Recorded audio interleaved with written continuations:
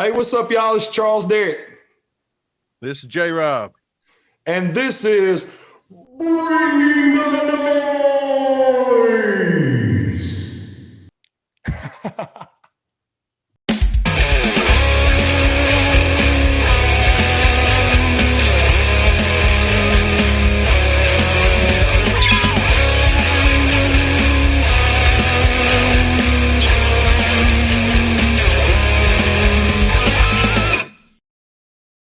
He formed the band Twin Soul in 2002.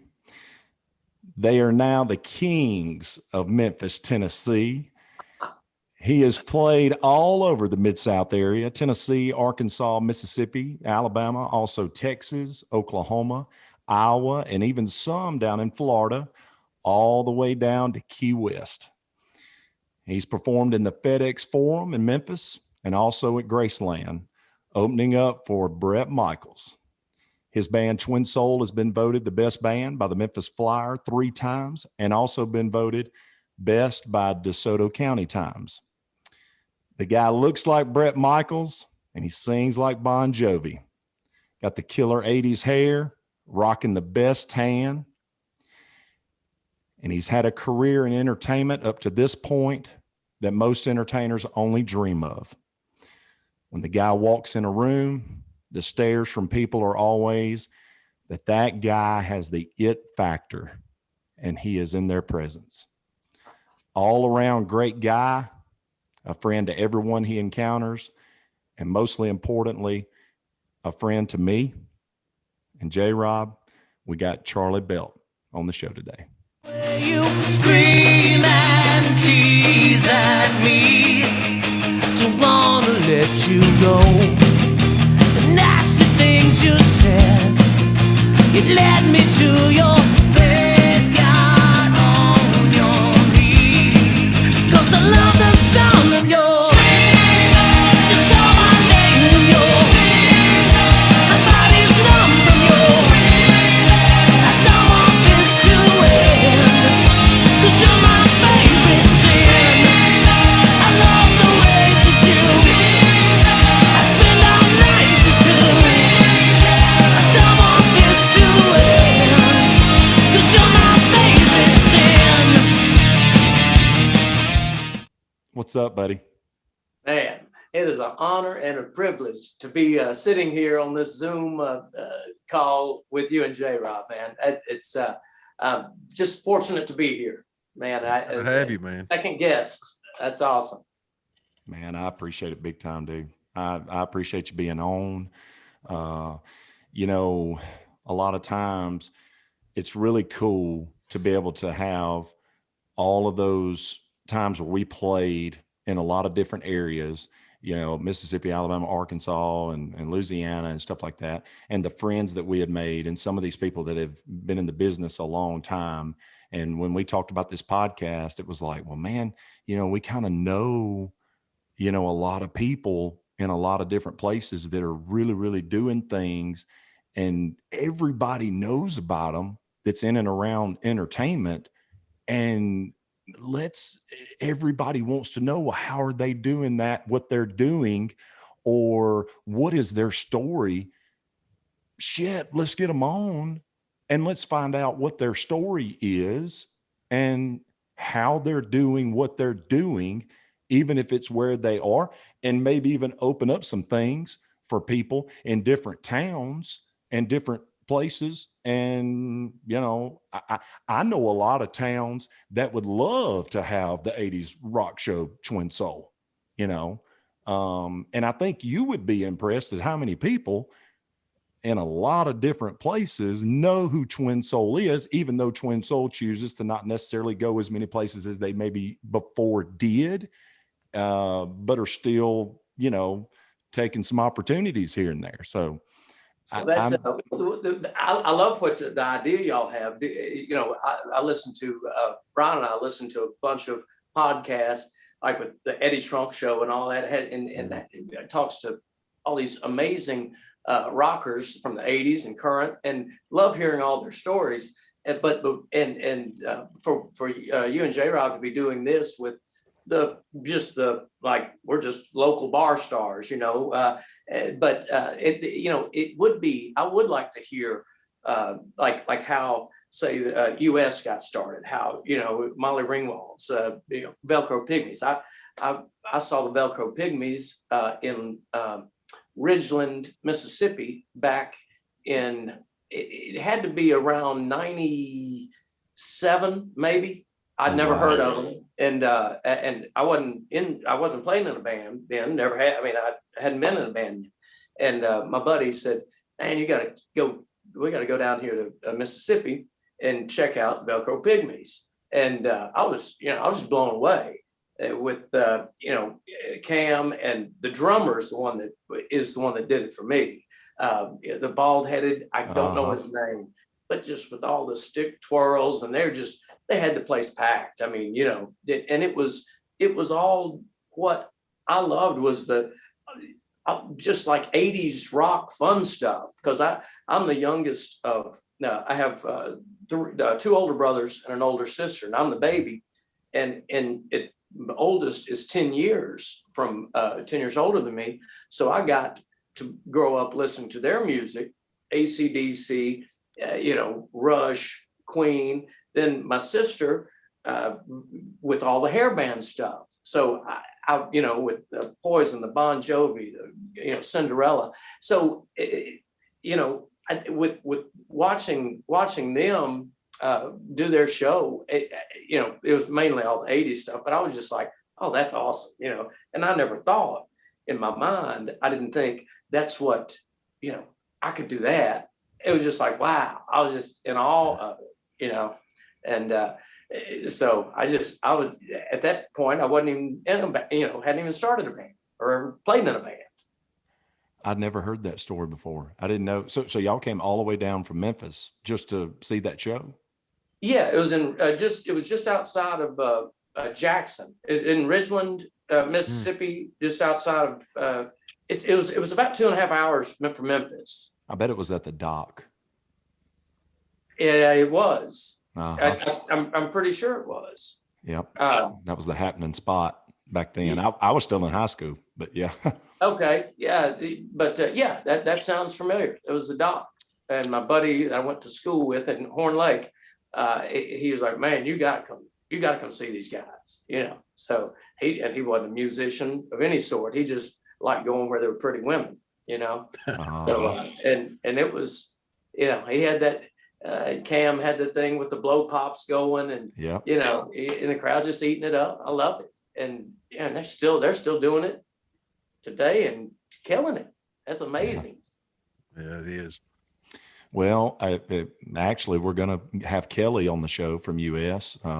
Just confirmed with him a couple of days ago, and definitely I tagged Chase from Chase West, the guitar player for the video in it, and maybe, just maybe, we can get one or two of those guys on, and Richie from US said that he'd like to be on the show too. So, but maybe we can get those guys from the Pygmies on here too, and possibly Darren. I'd like to hear some of their stories for sure. Man, I mean, and that's the thing. Look, let's don't even go into Memphis and all those.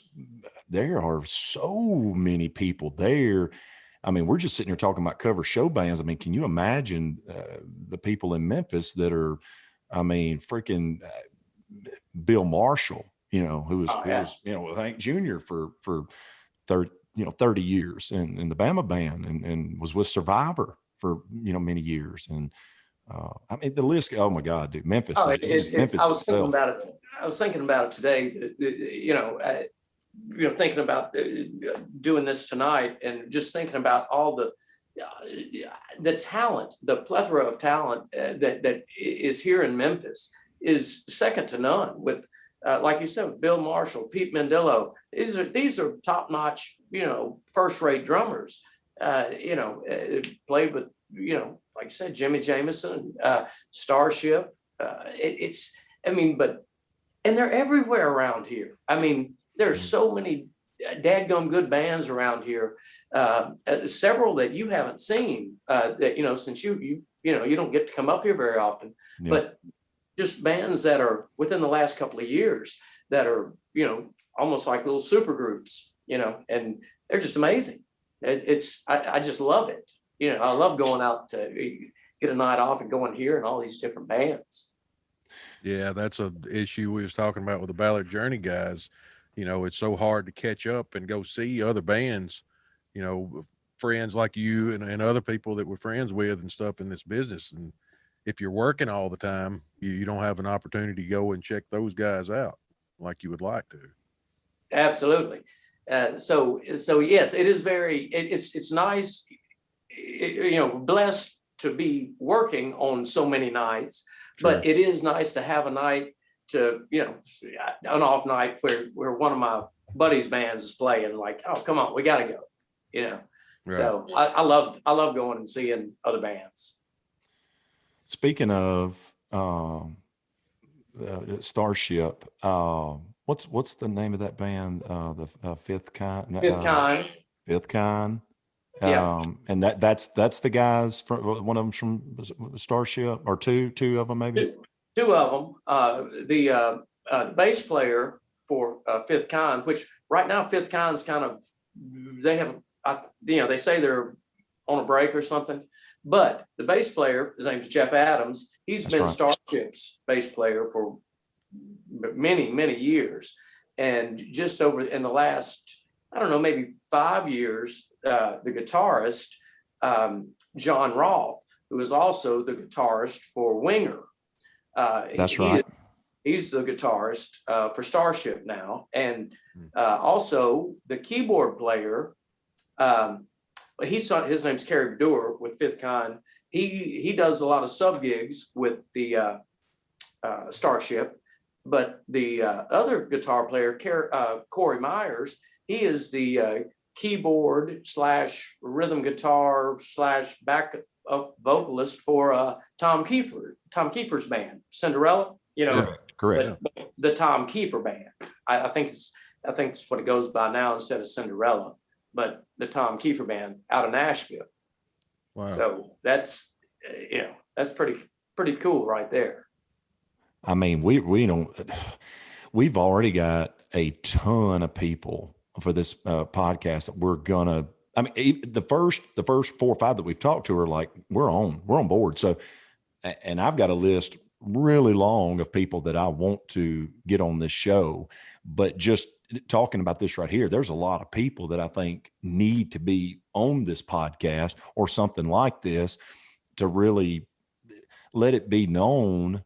I know there's a lot of people that know about them, and there's a lot of people but to really let it be known of what's really here and what some of these guys have really been through, because some of these newer musicians may not have, a clue about, and have heard about and heard these songs on, classic rock stations or whatever, and they know them because of movies or, these songs on movies or whatever.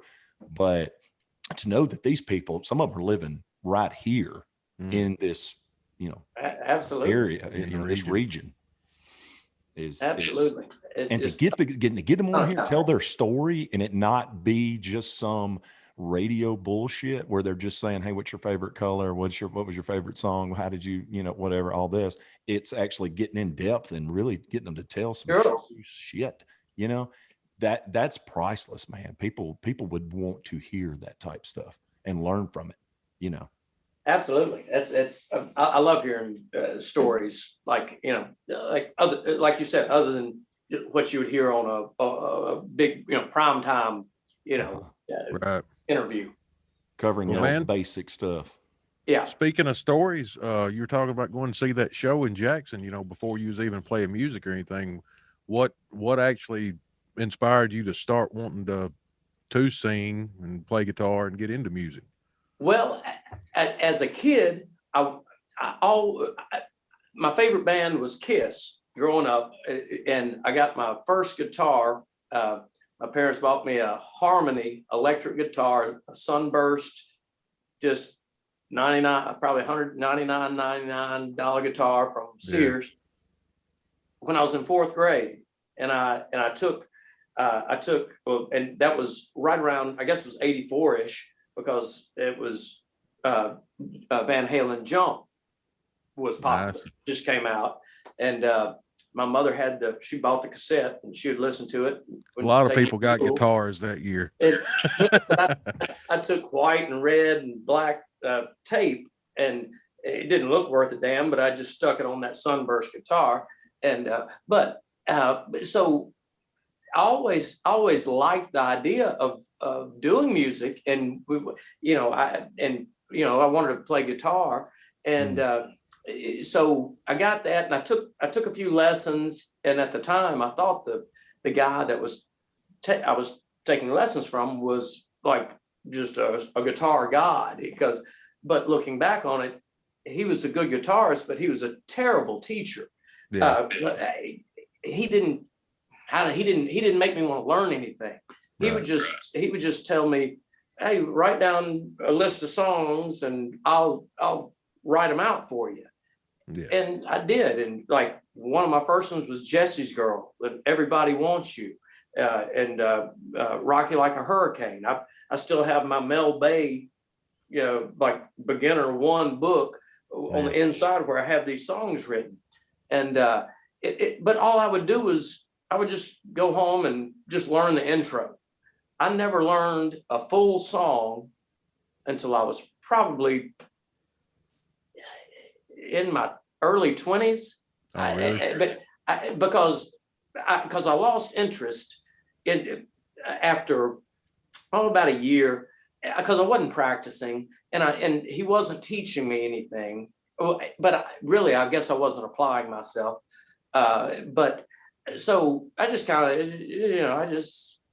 let it, go to the wayside. But it wasn't until later, actually around the late 90s, when I was probably 25 or 26, and my same buddy that told me, hey, we got to go to see the Pygmies. He told me that he said, hey, we got to come down here to Lake Cormorant, Mississippi on Friday and Saturday, this band called Gabby Johnson was playing. Yeah. And I'd been to concerts. I'd been to, my mama took me to see Kiss in 1984 at the Mid-South Coliseum. I'd seen Rick Springfield twice before when I was like in the 4th and 5th grade, which I still love Rick Springfield. But I went to those because my sister, was a huge fan, but I am now still.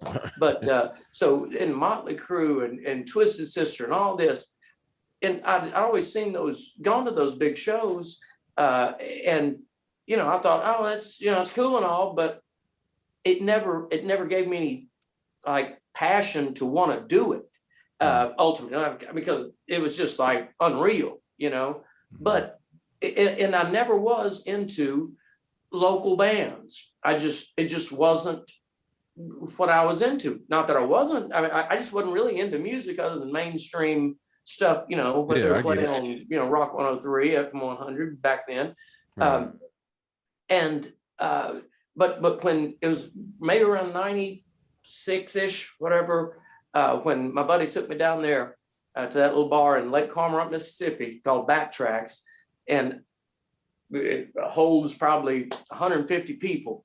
And this band that had it packed Fridays and Saturday nights, and they were playing Southern rock, and it just a lot of Skynyrd, just all that Black Crowes stuff, and ends up we all went to Horn Lake, Mississippi, Horn Lake Eagles, and but they were about 4 or 5 years younger than me, so I didn't know him. I knew the guitar player's oldest brother, and but so my buddy, his name is Robbie, that took me down there. He said, "Well, that's Justin's younger brother right there playing guitar, and they call him Juno."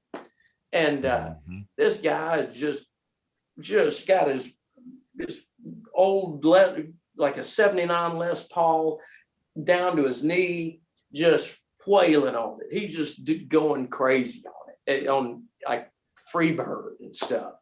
and that is the point in my life that I said, hey, this is what I want to do. It was, and people ask me, over the years, who was your, favorite guitarist? Who did you, your mentor, if you will? Mhm. And I'm like, Juno Amen.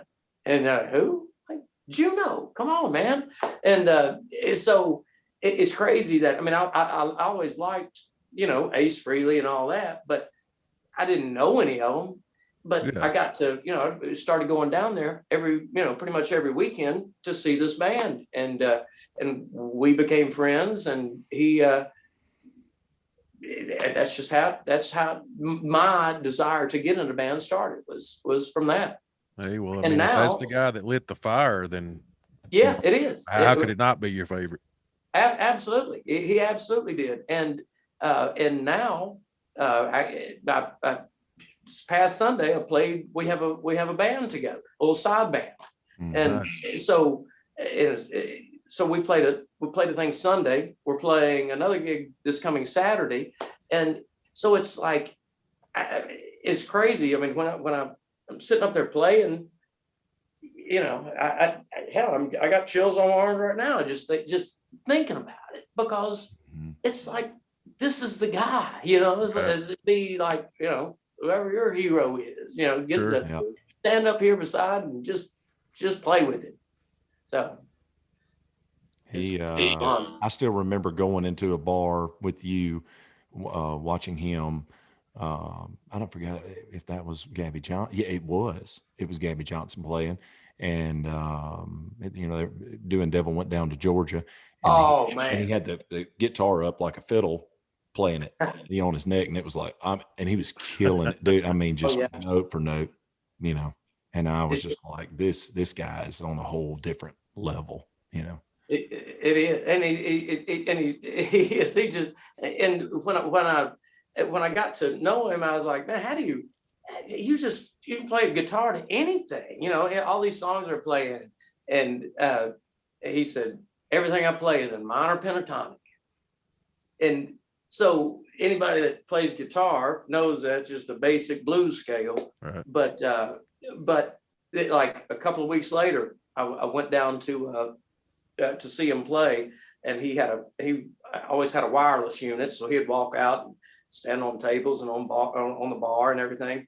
But he walked out to where I was standing, and he leaned up next to me and said, all minor pentatonic, and he's just shredding, and so if you ever hear me do a solo, it's pretty much in minor pentatonic scale.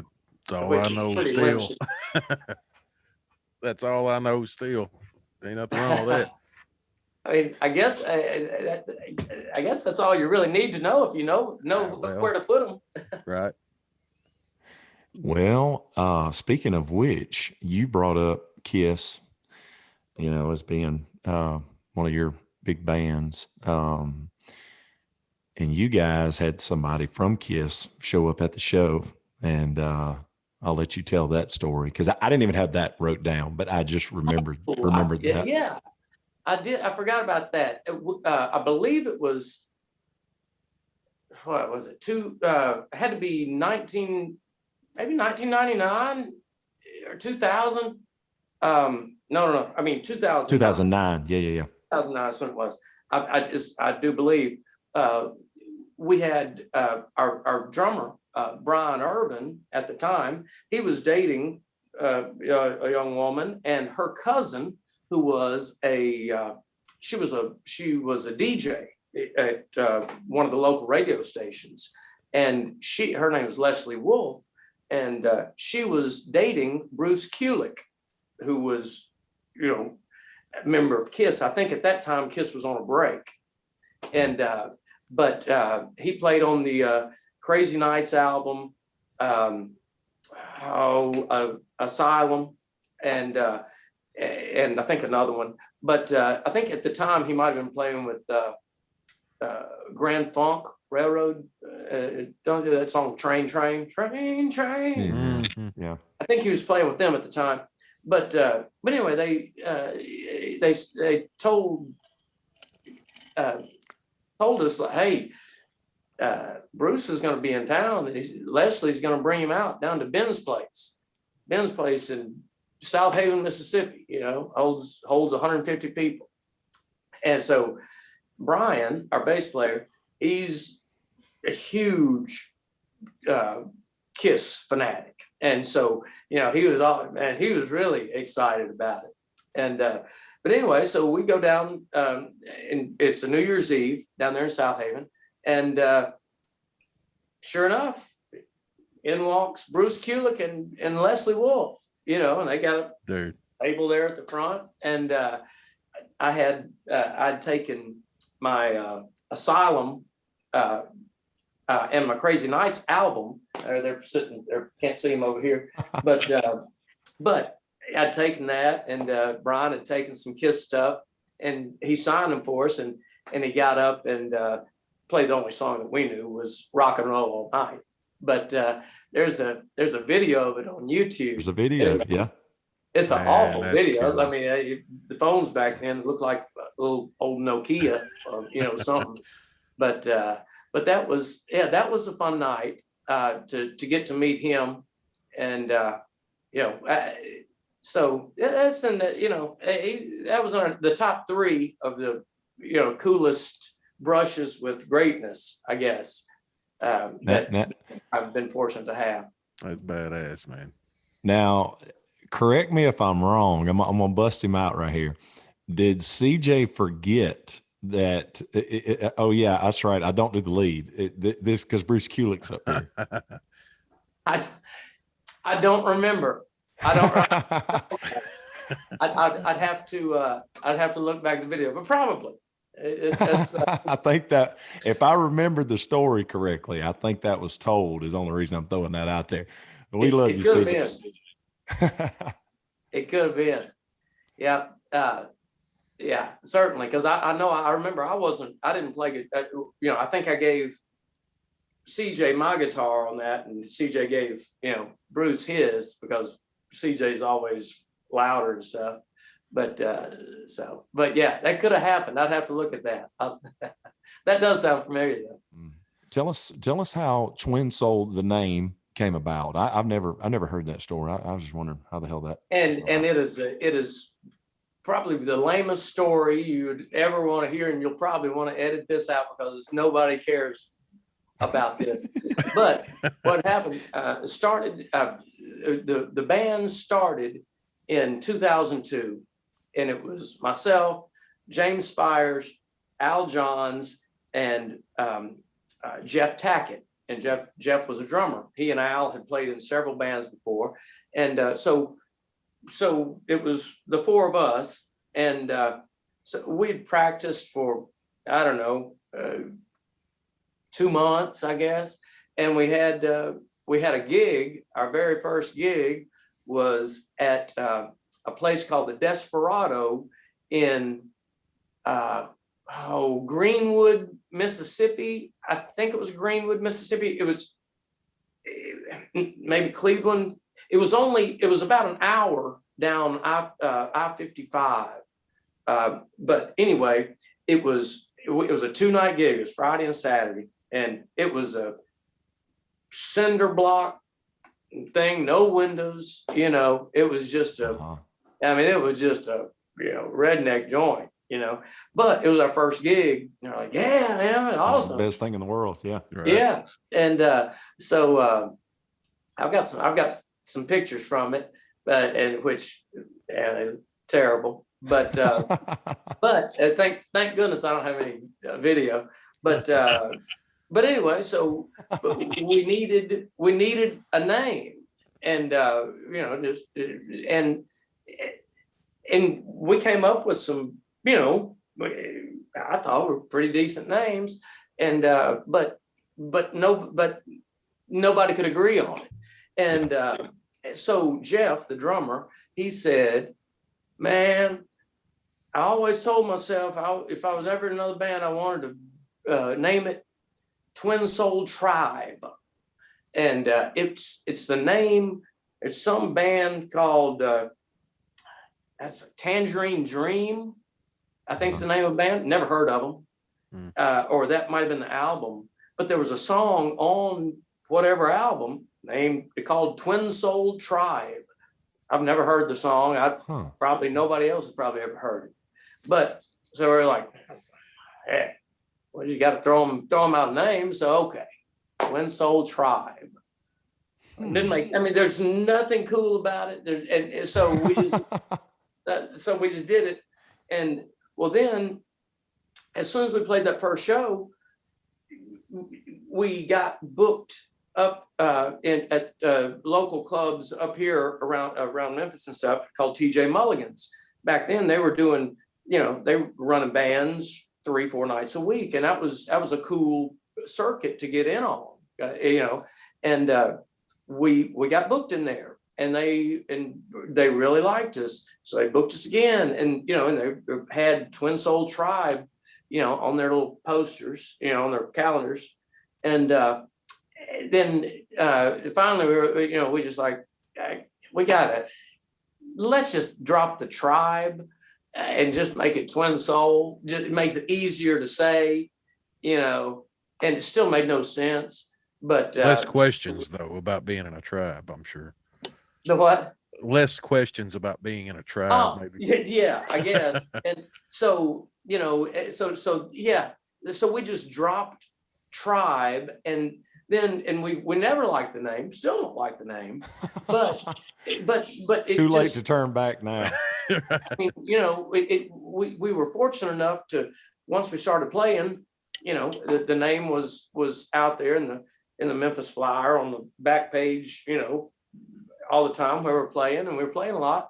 So it just kind of stuck. When Brian in 2009, when we had a major change in personnel, we had thought about changing the name, but then we're like, what's the point? It'd be, and there's a local band that did change their name that, like, were big, real popular around town, and it took them probably over 2 years for people to stop referring to them as what they were previously called. Yeah. And but they were still badass, so it didn't matter. People were going to go see them. But that was what is now almost famous with Buddy Nemes and Scott Sudbury, and I can't even remember. And Bill Marshall plays with them. That's right. I can't remember what they were called before now. But yeah, so that's you probably want to delete all that because it ain't worth listening to. No, it's cool, man. Hey, I liked it. But then once when we got Jeff Stein on guitar, he and I, people thought we were like brothers because we kind of had the same haircut and same build. So we would just, they would say, are y'all twins? I'm like, that's where the name comes from. Yeah, Twin Soul. So, makes for a better story. So we got to use that for the 2 years that Jeff was in the band. All this time, dude, I ain't never heard that. I never heard, where that came from. Yeah, I wish it was better. A lot of times but you know what? Then again, it sticks out. You're not going to get confused with anybody else, and it's not something that's just used. I mean, hell, when I hear Twin Soul, exactly who it is. Yeah, I mean, but then again, I mean, we're friends, but I think anybody, if they see that, there's no mistaking, or it's not, I was fixing to use the horrible analogy of free beer, right? But you've heard that the band called Free Beer, it's easy to get. But no, there's a lot of band names that can be confused with other things, and Twin Soul or something like that that's totally random is going to be it'd be easy to get a website page, what I mean? Exactly. Or whatever. That was, and now that wasn't a thought when we came up with it, but it was easy to get a web page. We've since lost it because we just everybody's social media. Yeah, everybody's social media anyways. But yeah, there's you Google Twin Soul, you don't find too many. I've seen a few things like musical acts overseas or something, but I think most people are, being a rock man, are smart enough not to name their band Twin Soul. I think that's probably why they don't have it. You and I met. Was that around 2004, 2005? You know what? I was trying to think about that earlier. I want to say it was either 05 or 06 in Greenville. DJ was with us. So, and that was around 2005. Okay. Yeah. So it was you, CJ, Davo, and Brian Irvin. Yeah. And I remember, if I remember correctly, and my memory's getting really bad these days, honestly. So y'all walked into Spectators, and we were doing House of Pain by Faster Pussycat. Absolutely. Heck yeah. Wow. And you thought it was the coolest thing that those guys are doing a shitty version to Faster Pussycat. First time I'd ever heard a cover band do it, and I loved it. Because I hadn't heard that song in years, but I remember hearing it years prior. But yeah, we were playing some private event right over the levee on some boat, right. And on a break we walked over there getting eaten up by mosquitoes, and there y'all were rocking some Faster Pussycat, and heck, I've been friends ever since. Yeah, I love it. Wow, man. I mean, what what's the chance of us playing down at that, same, they're just 200 yards from each other. If we had never played that private gig or whatever, I might never known you. I mean, I'm sure I've heard of you, but not to the point of being such good friends all these years. Exactly. Everything. Firm believer in things. Yeah, there you go. Exactly. Yeah, it's just wild how that works. It really, really is, man. Now, so more than ever, I'm really starting, I guess, to look back. And I think, funny talking about the pandemic, I guess, but, the pandemic's made some people even sort of, how you do when they say you retire, you sit and you think back, and all of a sudden you put yourself out of that circle bubble you've been living in for so long, and you kind of think back and you look at everything and you're like, oh my God, that actually happened, and this happened that way. And everything happens for a reason. And I think people come in and out of your life for a reason too. And not to get just too spiritual, but I think it's to make you become who you need to become. And to be an influence on people around you and family around you and all that type of stuff. And you were definitely a really big impact on my life, no doubt, on the type of person to be with being in this business and treating people right.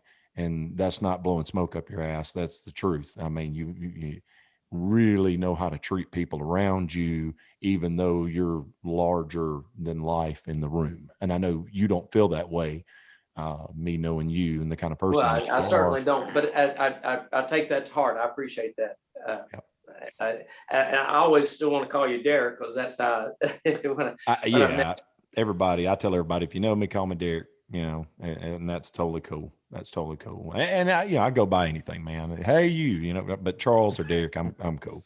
Yeah. So, but anyways, yeah,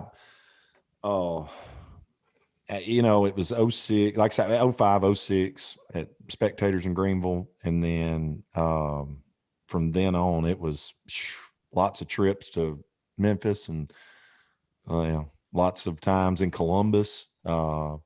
And I was actually going to cross thread some of this stuff that I was going to talk to you about, because some of these things that happened along the way, I remember coming in and out during some of those times, our paths maybe crossing again at some of these points, for instance, not to jump too much ahead, but just like when you guys went to Key West, and you did that long trek all the way, and all down Florida and all the way down to the southernmost point of the United States. And then you came back I mean, y'all were just road dead. Y'all were like, I mean, I think maybe y'all done some Yeah. stops along the way, like AJ's and stuff or something. Well, now when we went to Key West, it was a straight shot. We played at Fat Daddy's in Columbus that Friday and Saturday, and we left out of Fat Daddy's in my big old conversion van, that little 5x8 trailer, and headed down to Key West. And we didn't stop because the gig down in Key West was a 7-day gig, and it was like 9 to 1 maybe 7 days straight. So we got down to Key West. We got down there late Sunday night, and we played at a place called Sloppy Joe's, really cool place, and they put you up in a 4-bedroom little condo, if you will, about 2 blocks from the bar. Well, the other band was still there, so they weren't getting out till Monday. So we're like, well, heck, we got there in time to catch the last little bit of the band. And that was a long drive. I mean, that was dang near, I'm guessing like 20 hours. It was a trek. And me and Davo did most of the driving. We didn't really, the other two really didn't. CJ and Brian, I don't know if they didn't want to drive or we just didn't want to drive. I don't know. Smart.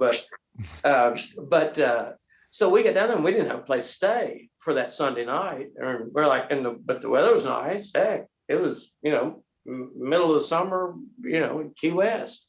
So we were like, all right, let's just go sleep on the beach. So we did. We slept on the beach that night. The only time I've ever slept overnight on a beach was that night, and first night in Key West.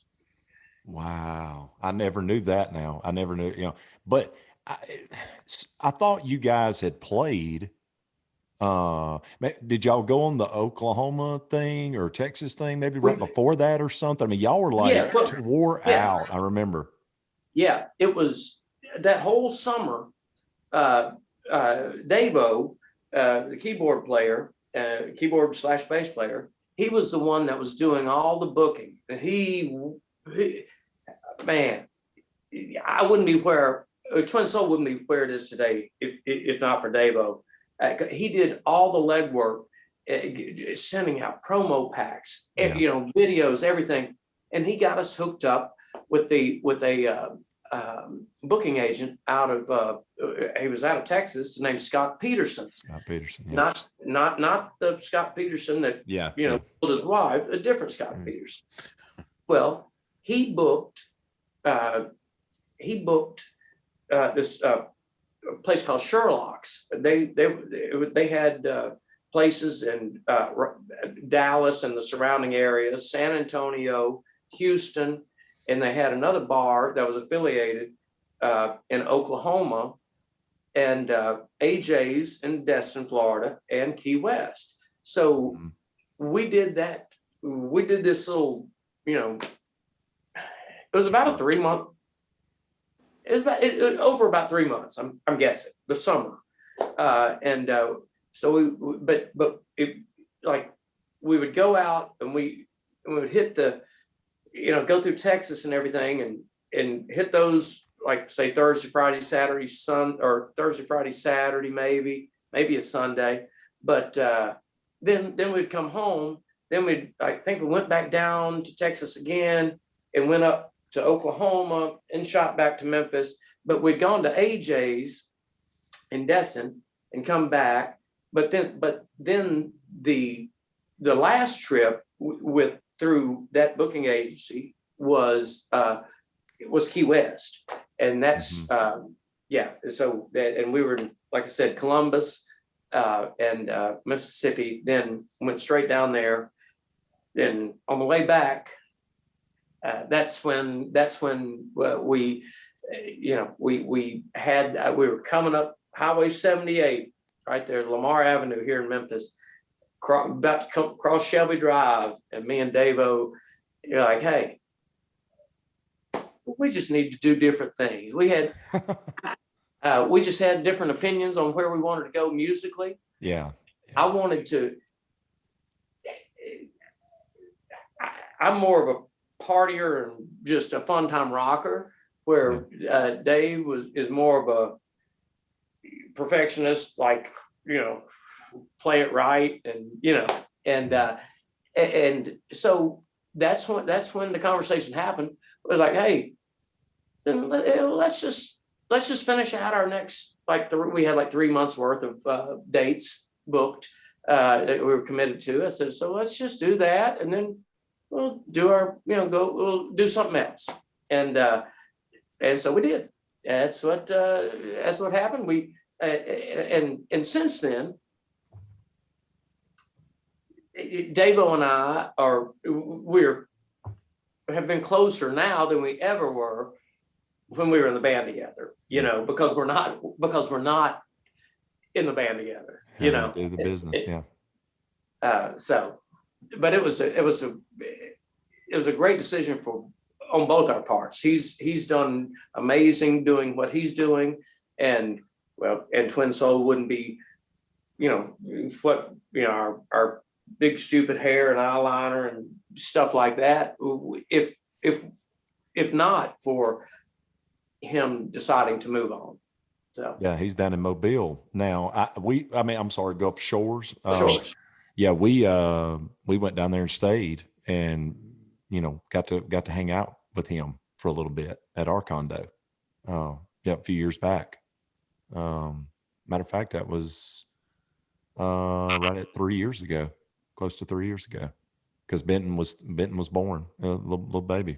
I'll be gone. Yeah, he's thinking about the pictures I saw with him there at our condo, and it's weird how do people cross people's paths and want to revisit somebody. But now, was that the trip that y'all came back to the Holiday Inn where Fat Daddy's was in Columbus, and you gave me those lights? It was like I felt like y'all was just fixing to be like, we're done.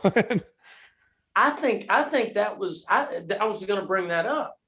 I think that was when we were leaving. We didn't come back through. I don't think. I thought. Because we didn't have to take our lights. Well, down y'all there, was wore out. Y'all was wore out before you even left to go to Key West then. Yeah, I was disgusted with it. Like, we're throwing these away. And I was sitting there like I done got a gold mine. Like, oh yeah, a strobe and this big dance light, and I was like, is there any more stuff? Do y'all really want the van? I mean, hey, I know y'all are tired of the road. What shit do y'all want to get rid of? Yeah, but I was thinking about that. Yeah, because I remember that. We tired of dealing with these lights. Kept having to replace bulbs, 4 LEDs, and all that. But that wasn't that y'all's like first light show almost? Or y'all had some stuff for that? Or we had stuff before that, but that was on the first at that time big intelligent type rig. Yeah. We put that son of a gun, that dance light, like right in the middle on that truss, It was a double derby.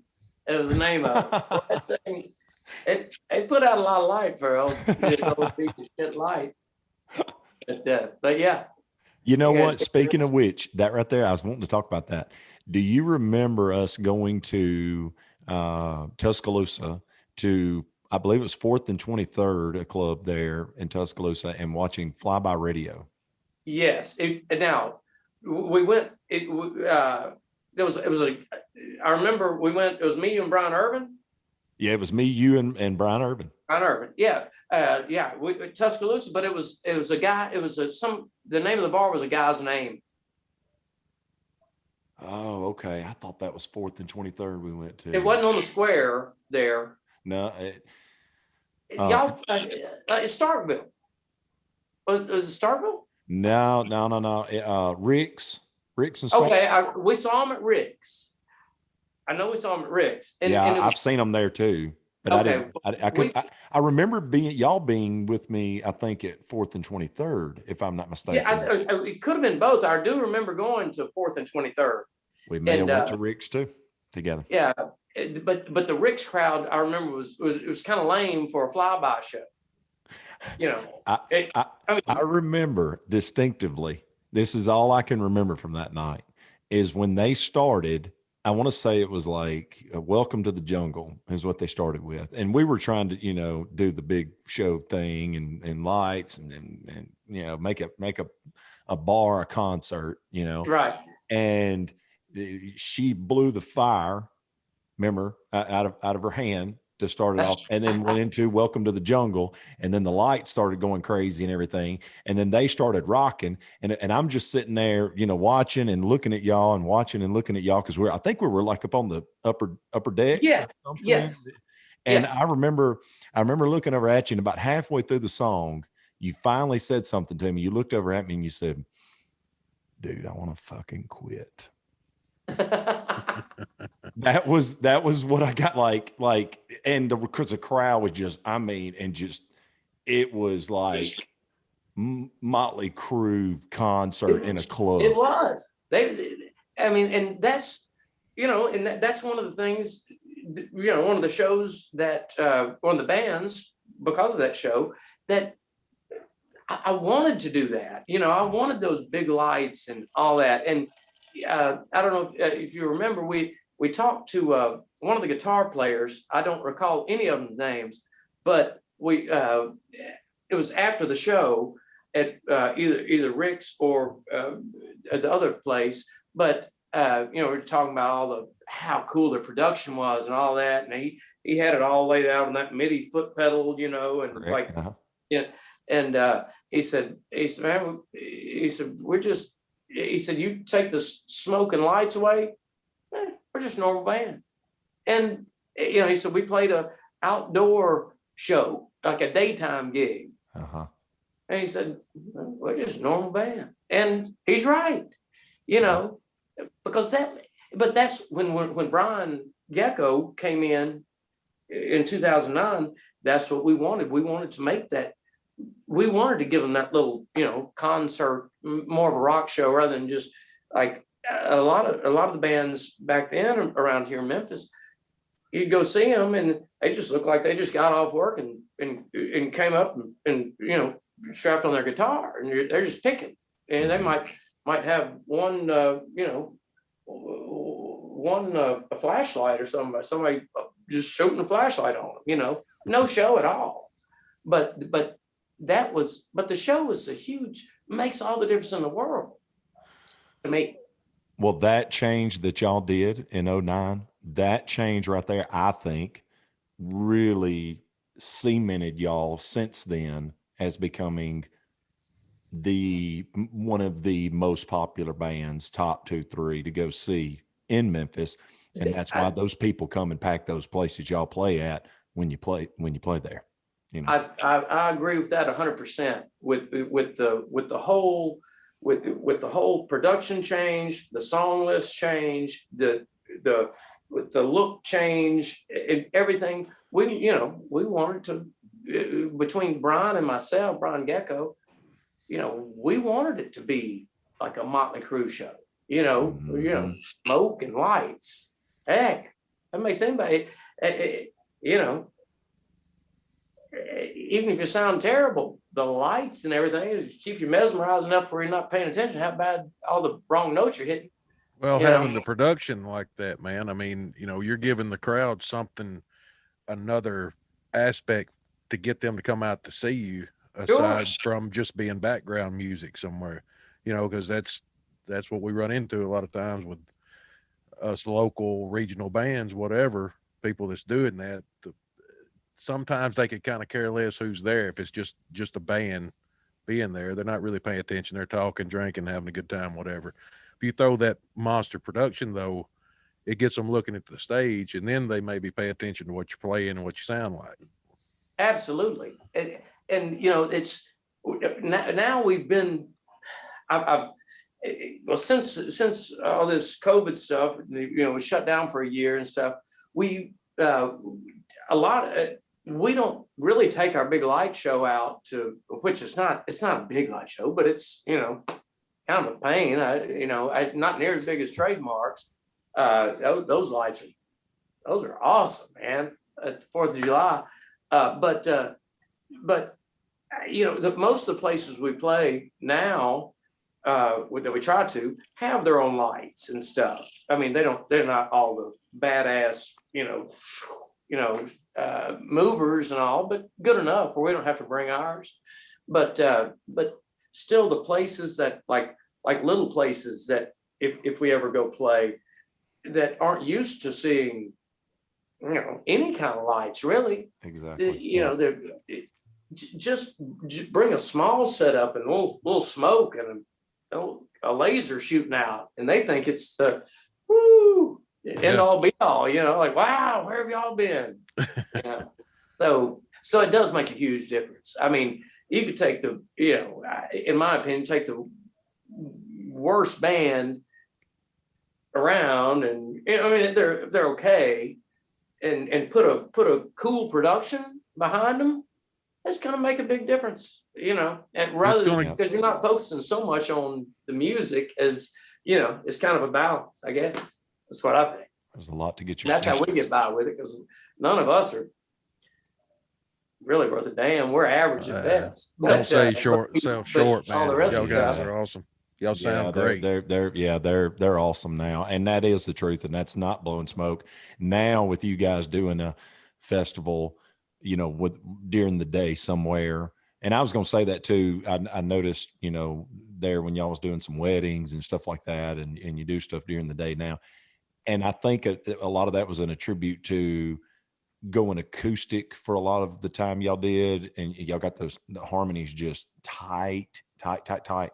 And you've developed over the years. Y'all have developed as a band together over the years. I mean,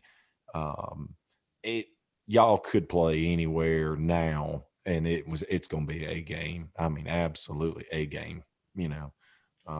In any situation. Well, I appreciate that. And you mentioned the harmony parts.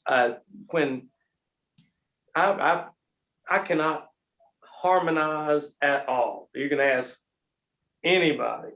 I can't harmonize. But Brian, bass player, he sings like a songbird. You've heard me, Journey to AC/DC to Cinderella. He can do all that. But he can find harmony in anything that I sing, and I don't, and it's probably really tough for him to do it because I sing all over the place. But he can find it and separate and get that, and it really shows in our acoustic shows because if it's just like me and him, it's really cool. I wish I would practice on learning harmonies, but there again, I wish I'd practice learning guitar better too. But that's some people just have talent to be able to pick that out, man. Yeah. But it shouldn't be that hard. In my mind, like you got your third and your fifth or whatever. I mean, come on, it shouldn't be that hard. But it's discipline, though. As soon as repetition, like everything else, man, just hammering down on keeping on working on it. Yeah, and if I, I've thought in the past if I would, record. I used to record a lot of our shows, just audio, and listen to them, but if I would just get Brian to sing, you just listen to him sing, and then like me just listen to it and burn it in my head, a harmony part, just where the whole time, I could probably do it, but no discipline. And that's exactly it. That's guilty. the word, though. It's a discipline, and it's being able to think right brain while you're, somebody's doing left brain over there. The problem with me, and probably with you too, we've been doing leads so long that you don't want to go there and stay there while you're hearing, hearing the lead that you've always had to do, Yeah, and like on like for instance, "Don't Stop Believing." Brian sings that. Well, during the chorus part, he'll tell me just do I'll try to do the high part, but it ends up being the main part. He says, just do the main part. And he's saying that he'll either go below or high. He'll find, and because if it's left up to me, I'm just doubling them. But he's got a great knack for that. And it sounds so good. I mean, if you can do harmony, it makes like when somebody's doubling, sounds so empty when somebody does that third. Oh, I guarantee you, it sure does. Or that third down here, or that fifth, or whatever. And my problem is, like, we were actually practicing the other day, and we were doing the conversation, with the Dukes of Country, and me and J Rob were doing it, and I was singing the harmony on it, and I was wanting to go from third to high octave.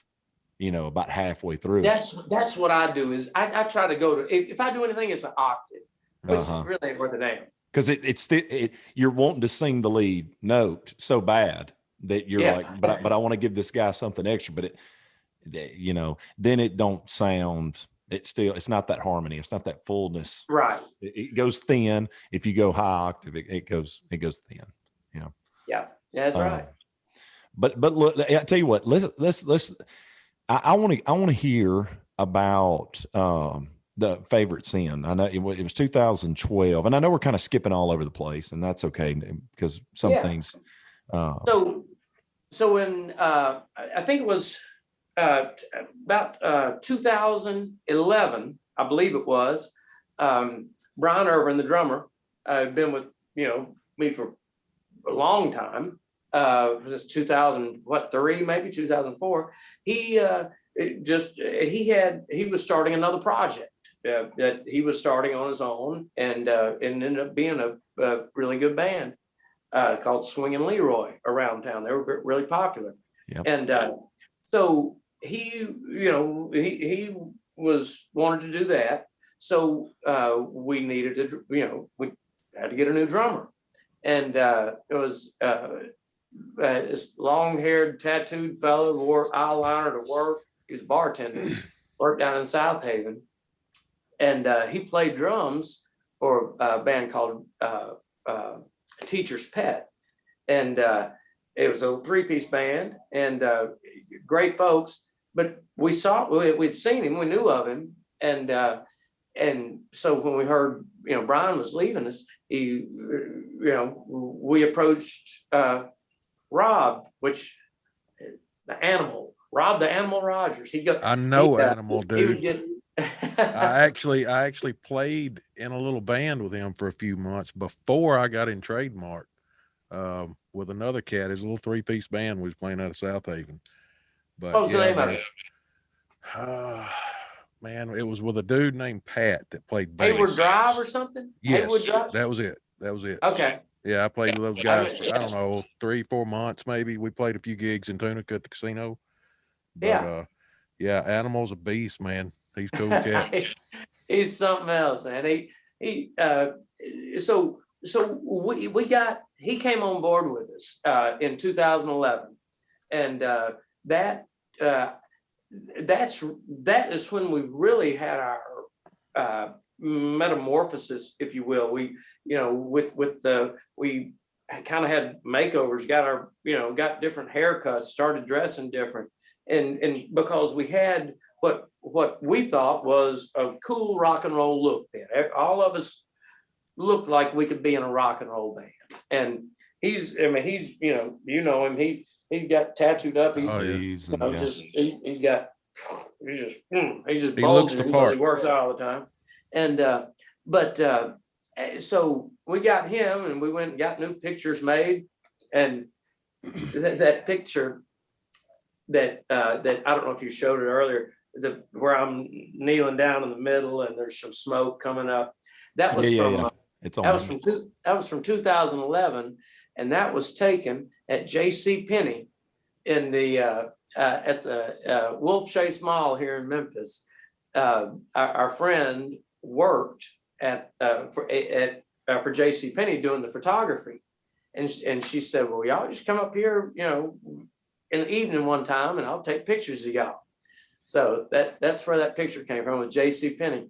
But Nice. so that was 2011. 2012, none of us are great. Well, we're not great. We suck at writing me personally, lyrics. I can't. I don't know. It sounds so. Anything I write that I've ever tried to write sounds like somebody a third grader would write a poem, you know. And so, Dude, have you heard some of the stuff on the radio? I know, but It's probably better than you think. but so you know, so with the new look and the new everything and the new light show and everything, we wanted to we thought, hey, let's do an original just for the fun of it. When it's not going to make us rich, but just something new to put out to the people that, you know, come see us.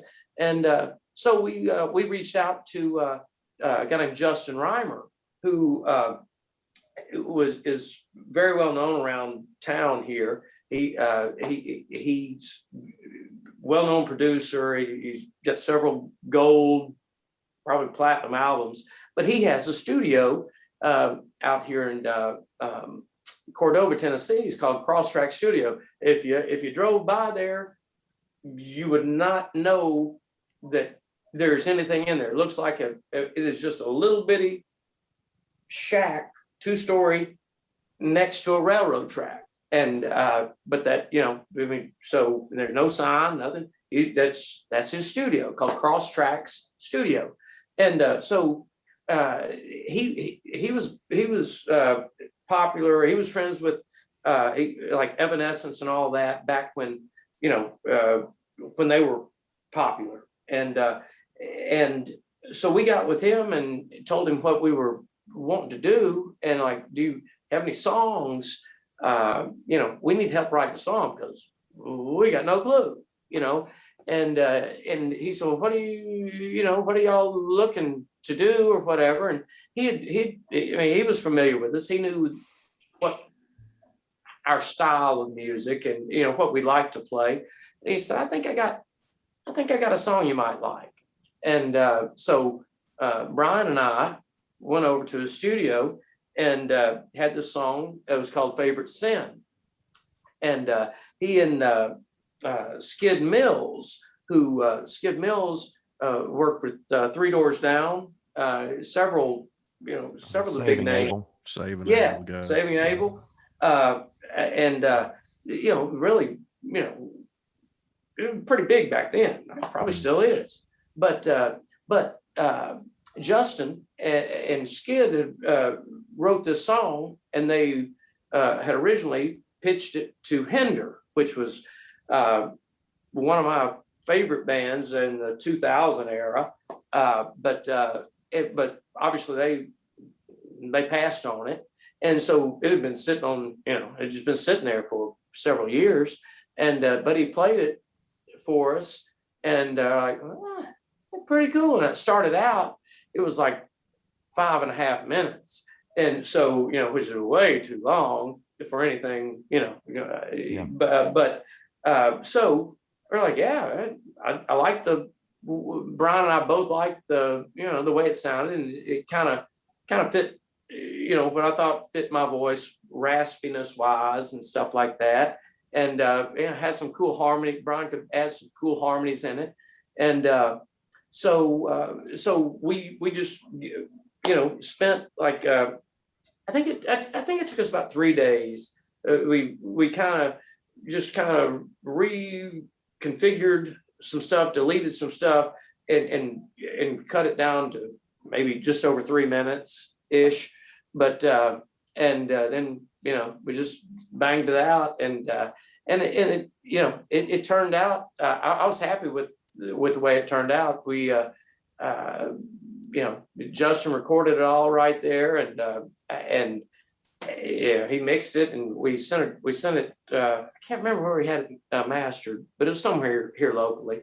But it was fun. You know, we certainly didn't make any money off of it, but it was something to give to to our fans here locally. And so that was fun. So that room that you're in, was that the practice room before? No, this is at Lisa's house. Oh, okay. Gotcha. Man, that looks Cool. MTV Cribs behind you. That's Yeah, awesome. it really does. Oh That's man, wicked. if I could pan the room, it would. Yeah, it's pretty awesome. I've got 2, 4, 3, 6. Now I've got 9 of the guitars hanging back here. We got on the side. She has Kiss, Motley Crue, Joan Jett, Guns N' Roses. I got my albums: Kiss, Animalize, Slippery When Wet, Girls, Girls, Girls. Rick Springfield, Success Hasn't Spoiled Me Yet, Poison, Look What the Cat Dragged In. Got the signed thing from the band from our show with Brett Michaels, and from the night that Phil X played with us from Bon Jovi, thing he signed on. Oh, that's right. We got to talk about that too. Yeah. So, Now hold on now. So you're decorating at her house? she's decorating. She's decorating, but you've got stuff over there like that on the wall? I got more shit over here than I do at my house. Invite us to the wedding. We got to be at the wedding. I get trademarked to play it. Well, that ain't gonna happen, but we can I'll get together and jam. It could be half the old trademark reunion acoustic show. Yeah. Crazy. That's awesome. So just to if you wanted to finish up on that story.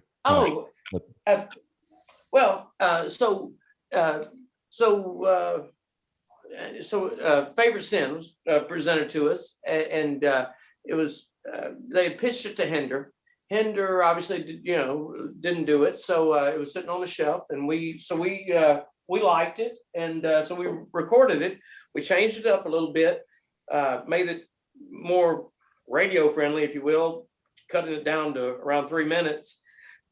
Not that I ever got any radio play, but anyway, so it was just something to give to our fans that are people that liked us, and it went over well among the people that knew us. But and when we go out live and play, at first we were playing it, we'd play it wherever we played, but then over time it just kind of dropped out of our rotation, just because we wanted to keep on playing stuff that people knew, that kept them, they'd rather hear, Yeah. A Sweet Child of Mine than Favorite Sin or whatever. So we just, what a Def Leppard. So we would just keep it going, and we would always just end up forgetting about it, but every now and then we do have some folks that will say, hey, y'all play Favorite Sin. And we're like, seriously? We haven't played that forever. And real quick, what was funny to me, I mentioned earlier that, Gabby Johnson was one of my influences growing up. So Donnie Mars, the drummer, and Juno, the drummer and guitarist, he and I, or those two, and myself and Brian, we have a side project called Furious George. And we don't get to play very often, but we played last Saturday down at a place in South Haven, and somebody requested Favorite Sin, and I like, don't they come on, and I turned to Donnie and Juno and like, yeah, let's do it. And like, Really? you know this? He said, Juno said, man, it's one of my favorite songs. That's And great, man. No, he didn't say that. He said, man, I love that song. So Donnie clicked it off, and here it goes. Donnie and Juno did it better than me and Brian. They but it was awesome. It was just like, oh man, how cool is that? These two of my mentors, if you will, they know our original song. So that was a lot of fun. But that's wonderful. but now that's our only one. And but here in the last during this shutdown, this pandemic, Brian and I have been talking about trying to do, let's try to put out another one, give you some people something to listen to, something fresh, since I get to play very often. But, so we'll see what happens with that. That'd be Yeah. great. Interesting to hear that. That's what I was going to ask, if there was, plans to. Yeah, we messed with it a little bit, and I think it could be cool, but everything's just kind of crazy right now. So Everywhere. yeah, but yeah, so yeah. So, the Poison tribute band. Yeah, I I wanted wanted to hear to talk about that too. Oh man, yeah. I I know knew that's been a who- while back. I knew who Twin Soul was for a long, long time. When I was playing, being from North Mississippi and hearing about the Memphis scene, trying to break in down there. I knew who the band was. I think I met you maybe around 2010 when I was in Trademark. We had a gig in Olive Branch, I think, and you guys had a gig. We At the met Crossing. somewhere. Yeah, that's where we were playing. I forgot where you guys were playing, but you come up and met us for lunch or something before the show that day. I would like to talk about the Phil X story. Yeah. Yeah, man. If we got time. Plenty of time. Yeah, we want to hear about that too. What you told me that story, but I forget details. All I remember of it is Bon Jovi was playing at the Forum, and y'all were playing downtown at what is that? Alfred's. Alfred, yeah, on Beale, correct. Yeah. Well, now it was which is right across the street, right? That's right across. It's one block away.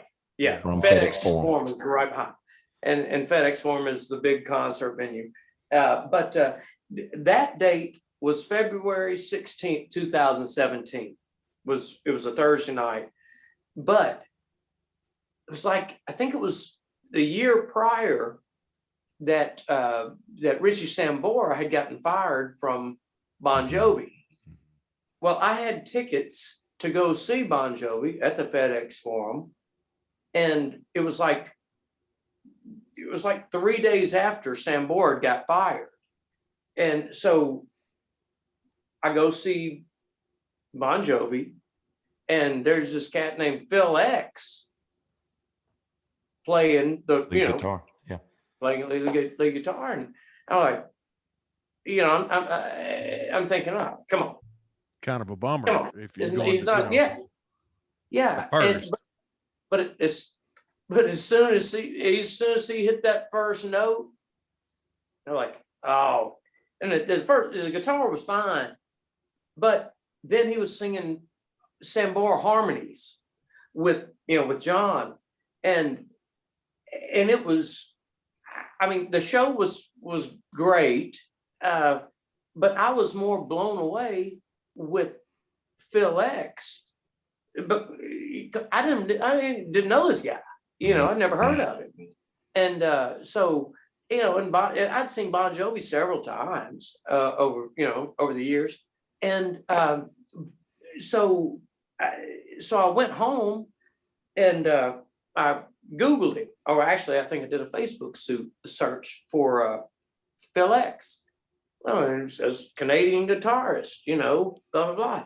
Well, on Facebook he only had 2,000 something friends. So I sent him a friend request and I sent him a message, and I said, hey, I just saw you never heard of you, saw you for the first time tonight at FedEx in Memphis, and I don't remember verbatim what I typed, but it was like I was blown away. I think you did an amazing job, and so that was it. And he replied. He was like, maybe a day or two later, but he replied, man, thank you so much. Whatever, something basic. Well, then a couple of months later, I saw that they were coming to Memphis again on March 16th, and there's a club, and that's just one block off of Beale Street here in Memphis, and one of the clubs named Alfred's they do full bands and stuff. Well, they like to get Twin Soul down there on nights that like 80s bands, say Journey or Bon Jovi or whoever's playing over there, because we kind of attract the same crowds, so they can, when they're leaving there, they can, they'll come in there. So once I found that out, I sent Phil X a message on Facebook. I said, "Hey man, you probably don't remember, but I saw you, Memphis." I said, "My band is playing at Alfred's the same night y'all are playing, May 16th. Y'all are playing at the Forum." And I said, "We play all kind of 80s stuff and whatever, a cover band." I said, "I would love for you to, stop by and jam with us." About a day later, he responded. He was like, "Man, yeah, man, that sounds cool.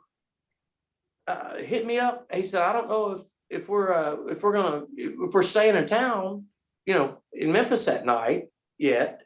He said, "Hit me up a couple of days before the show." So that was about 4 months prior. So about, I don't know, 3 or 4 days before the show, I sent him a message.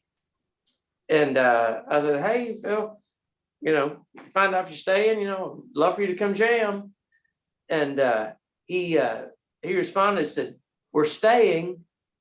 I'm coming out." He said, save some AC/DC for me." All right. So I didn't tell the guys. I hadn't told any of the guys that I talked to him, because I don't want to set them up for failure. Yeah. being disappointed. Correct. Yeah. So so all night I'm just sitting there like, "Oh man, come on, man, come on in, man." And here he comes, walks in the door, Phil X and the keyboard player, David Bryan. And so the place is packed. After the Bon Jovi concert, were they recognized coming in the door and walking in there? A little bit, but most of the focus was on us. Sure, yeah. The way where the door is, and Yeah, I've been in there. Yeah. Yeah. So anyway, I said, "Is Phil X out here?" Well, he doesn't come up there. I am. So about 30 minutes later, I get a text, or it's not a text, it's a messenger. He said, "Hey dude, had to run down the street to meet another, a friend of ours. I'll be back there." Sure enough, he comes back and he gets up there and rocks it out. Such a nice guy. We got Phil X from Bon Jovi on the stage playing CJ's Stratocaster, just rocking it. And he did AC/DC, and he did another one. I wish I could remember. So when you say ACD, it shook me all night long. I think it was. I think that's one he did. But he sang it. He sang, and he did Zeppelin. He did Zeppelin and AC/DC. What he did. But he does not like Journey. He hates Journey for some reason. Wow. I don't know why. But anyway, when he walked in, Brian and I were doing, I believe we were doing "I'll Be There for You." Either that or "Never Say Goodbye" by Bon Jovi. And Brian's harmonizing. Well, then after, he got up there and played, and we got to talking to him afterwards. He said, "Man, you guys sound amazing on those vocals, on the Bon Jovi stuff." He was so nice. It was so humble. And so was David Bryan, the keyboard player. And he told us. That's the one with the white, the blonde, the curls. And yeah. Keyboard player, David Bryan. And he said, "Man," and now the way he talks, the way Phil X talks, if I close my eyes and just listen to like a podcast that because he's done several. He sounds just like Animal. The tone and the way he sounds, like it's almost kiddish, like a little kid. You're like and in the videos I watched of it, but he's such a nice guy. But he was telling us, I said, hey, you think we can get a picture with David Bryan? Because we got pictures, with the band and him. And he said, yeah, he's talking to somebody. He said, that guy, talking about David Bryan, he said, he'll stand and talk to a brick wall for 15 minutes. It just stand, he's like, he'll talk to anyone. So, but anyway, so we got, we got us all together, and that night was, it was amazing, but we had a fill-in drummer, our friend Junior Grant. Fortunate, he's badass, and fortunate enough that he filled in for us that night. And but yeah, it was. But he got up there, and then he did this thing with he had an app on his phone called Bebop, and it was like all this crazy stuff. I'll have to post a video for anybody to see it, but he was so cool. Phil X was so cool and so down to earth, and just the fact that he would respond to me, anytime I messaged him. Well, he probably looked at it just like we would all do. He probably went and looked at your band and your stuff a little bit, and watched some of y'all stuff to make sure that you was actually decent. You know what I mean? And to come and play, and you know what I mean? And I'm sure he was like, man, these guys are great. These guys are really good, and I want to go jam with them. Well, he did. It was Been a Long Time on the Been a Long Time since rock and roll. Yeah, that's the Zeppelin he did. Nice. And I'm okay. There was video. Yeah, there was video of that night. Yeah, there is video. Yeah.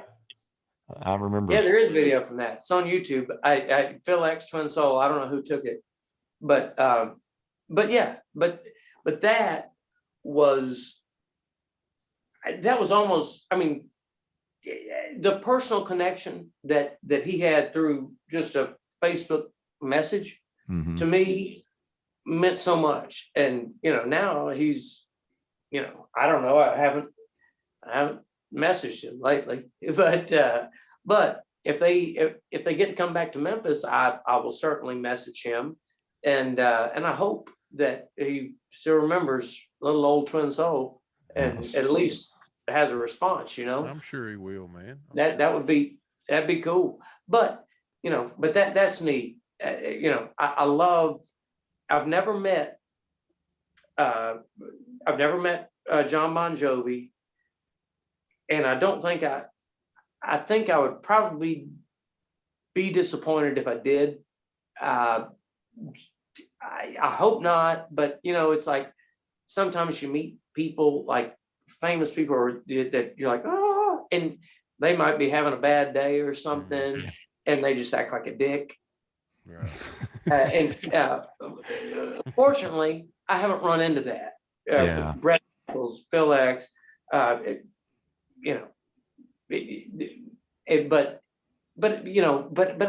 I understand that, because I have bad days too, on minimal scale. My bad days are nothing, I'm just whatever. But I can't even imagine being on that grand scale, dealing with tens of thousands of fans and everybody, doing everything. I mean, you got to get burnt out on it, but I do, that's your job, but. Well, speaking of which, you guys played that show with Brett Michaels at Graceland, and tell me about that experience. But then also, did y'all get a whole lot of time around him? I remember you telling me some of the stuff from it, but just want you to kind of revisit that a little bit. Well, the way that happened, it was that happened in March of 2019. Graceland here in Memphis had just built this new entertainment. Graceland Live, I think is what's called. Yeah, Graceland Live complex had video screens. It was up to date. It was it probably hold, I don't know, 2,000 people, but I mean it was a smaller thing, but a huge stage. Up to date PA and audio, video, all that was on point. And so Bret Michaels and the Bret Michaels Band was coming to Memphis and to Graceland to do this show. It was for Bret Michaels is a big supporter of veterans, first responders, nurses, firefighters, all that. So this was a show that it really didn't get publicized a whole lot. But there was, you'd hear it on the radio occasionally. But what it was, it was Bret Michaels Band, which is basically, all he does is play Poison songs and a few covers. Which is great because that's great. And so Brian Gecko had called me I don't know, 2 weeks prior. This, like I said, this was in mid-March, like March 19th, 2019 or something like that. Called me maybe 2 weeks before. And he has a friend that named Lenny Wyatt that was, he'd been friends with him, that worked with him in bands before. Well, Lenny was in charge of running sound at Graceland. And so I don't remember if it was Lenny that contacted Brian or Brian that contacted Lenny, but it's like, hey, I think it was Brian might have contacted Lenny, like, hey, can we get Twin Soul to put over the show? Yeah. And so, and Brian sent me a text and said, yeah, look, we're talking to Lenny. Okay, well, I don't want to get all excited. Then a couple of days later, I was getting gas on Get Well. I got the phone call. It's like, we got it.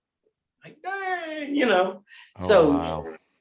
and so I was all excited. And but anyway, so it's the opening gig for the Bret Michaels Band, and so we got there around, I don't know, 3:30 in the 4 o'clock in the afternoon. I think the show started at 7. So we're there before. Actually, I think the whole band was there before. The Bret Michaels Band was there.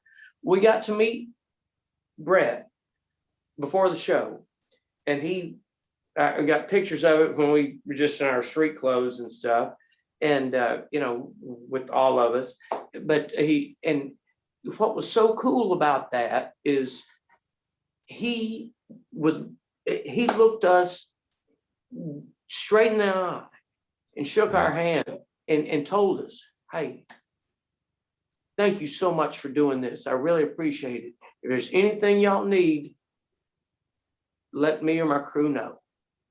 And he made it, he sold it, he made it real, whether he meant it or not, which I think he meant it. So anyway, so they go off and do their thing, and we go do our sound check, and he does his sound check, and so before the show, they gave us a list of songs that we couldn't play. Sure, yeah. You didn't get that until right before the show? It was before the show, but it was fine. We were only going to get to play like 8 songs, but so that was fine. Guys, here goes half our list for tonight. Sorry. So it was all right. We had 8 rockers, and and they came out there and just rocked it. And it was, everybody that was in the crowd, the place wasn't full. It wasn't Yeah, packed. but it was a big it was a big crowd though, man. I remember But I mean, seeing all those videos from it, and it was just like yeah. I Oh, was jealous big time. they were all packed to the front, just like a really cool 80s show. Yeah. And they had our logos up. I didn't get to see them, but I saw pictures. But they had our Twin Soul logos up, and they had, our big video behind us, like following whoever, how they do. Uh-huh. And but it was just rocking. And so then we ended. Oh, so I got to mention this. I can't leave Brett Emery out of this. So I talk about the four of us, but Brett Emery is our brother. He's our fifth member of Twin Soul. He's in the Air Force. He's stationed in Panama City right now, and he's served 6 or 7 tours overseas. But all that, that's what he does. He's in the military.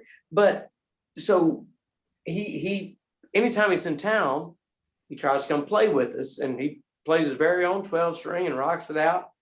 Well, that night he was in town. He was in town that weekend, and it was a military. It was a military service, first responder thing.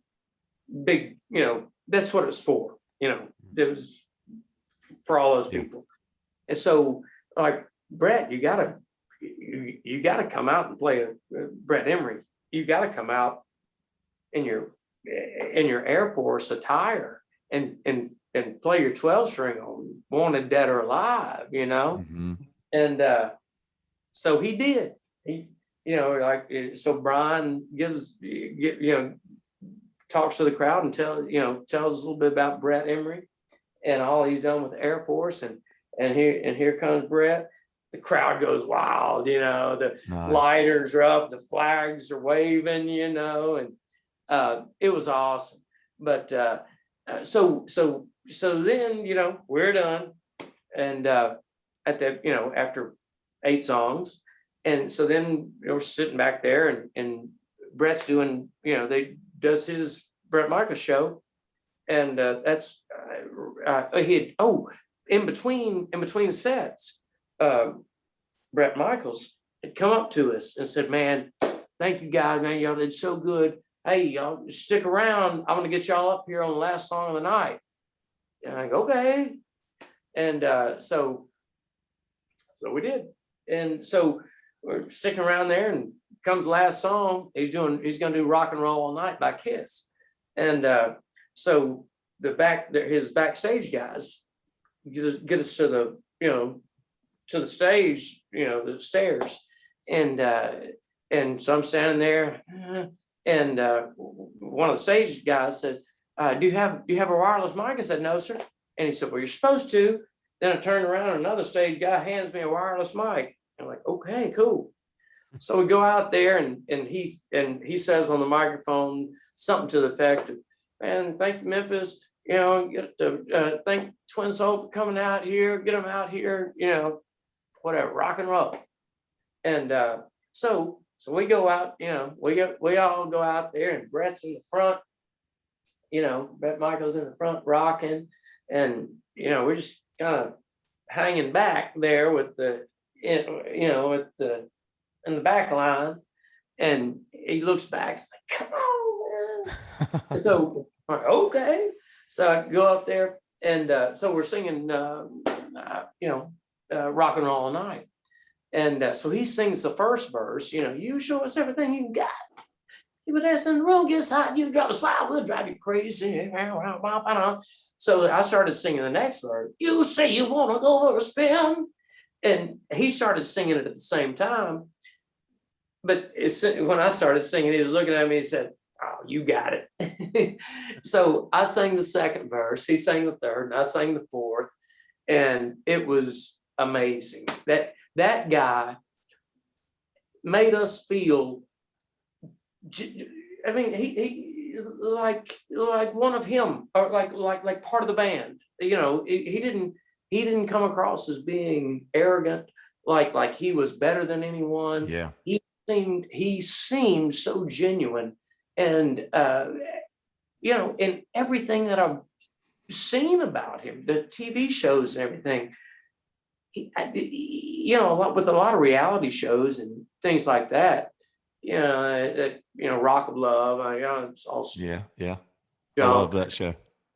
but I really think that he is a genuine guy. I think he really Good means, dude.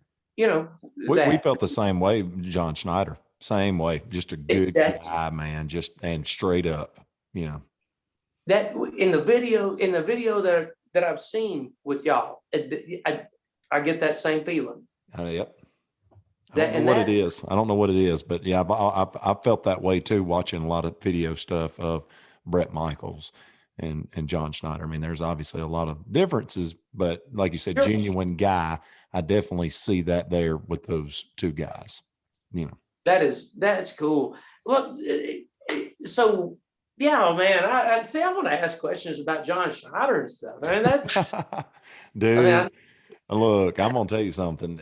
When I remember we were playing in Philadelphia, Mississippi, a show. When I saw that video, all that video from that night, that was the same night of that Bret Michaels concert, and I was just like, son of a. I mean, I was just, I was looking at it and I was like, man, that right there is freaking epic. That's awesome. That takes the cake. We were all sitting there just in awe, looking at that stuff, just blown away, of how lucky are those bastards, Man, so fortunate to have a friend that could get us in that, and they asked us to come back to do, like a couple of weeks later, to do another band. But we're like, no, we can't do that. We just did Bret Michaels, Yeah. But we did our friend's band, the J. Jones band, country band. They opened for Striper. I went and got to see them, and they might have opened for Buck Cherry also. But the show that we wanted and we were fortunate to get was the Bret Michaels show, because that's more our speed. Yeah, that was a perfect thing, and I can't help but, the side of me, like you talking about getting that paper with the songs you can't do, and then how cool of a guy Bret Michaels was. How different that would have been if you'd have played only those songs that was on the list. Yeah. No doubt. Oh. That would have been horrible. Well, I remember one thing distinctively from that show and seeing pictures of your mom being there. Mhm. And, one thing I was going to ask you was family support. And I asked those guys last night about it, and me in particular, not having family support. I always thought it was really, really cool, you having that, your mom always being there, I mean, always, it seemed like. Yeah. And I remember your sister being there at a lot of stuff. And I just, you seem to have that family support system that a lot of musicians just don't get, I do. I have a wonderful family, and I'm so fortunate and blessed to have a great relationship. My mother and father are still together. Two older brothers and my sister. We're great friends. We talk. I just talked to one of my brothers this afternoon, my dad this afternoon, and my other brother yesterday, and my mother the day before. So we are a tight knit family, not overly tight knit, but there's we all love each other and we all support each other. And like you were saying, my mama, she's been she never knew that You know, it's like, I didn't know he could sing. Well, I can't really sing, but she thinks I can, but it's good enough. But you know, I mean, she came out to one of the first shows in 2002, and um, and she came out. Actually, she and my sister and my sister's daughter, Sunny Girl, they came out Thursday night. It's first my mama's been out to see me play live. Well, since I guess since February of last year because of all that crazy shutdown. Yeah. Now I've seen them. You know, I go down to eat with them, stuff like that. But that's the first time in a year that she's, other than seeing me do live Facebook stuff, you know, to see me do that. But I appreciate you asking about that because it's a great support system. My mama, you know, and my daddy support me 100%. You know, mama loves to come out and listen to the rock and roll. Daddy supports me. He does, you know, he doesn't care about being around a bunch of drunks and a bunch of loud music and a bunch of smoke, you know, but he totally appreciates and supports, you know, what I do with playing music. And I'm so fortunate to have them. And you know, Sally, when we first started out, after for a couple of years, Sally would run sound for us. You know, she'd sit back there. Oh yeah, that's right. That's right. I That's remember. awesome. I remember you talking about Arrange your console. Well, you Yeah. know, even when me and Courtney came down there, how long ago has that been now? That last time, your mom was like, "Y'all sit right here." Oh Right yeah, that was like 2 years ago. Was Or it? a year and a Has it half. been that? Year Year and a half. Year and a half. Yeah, year and a half. We'll go with that.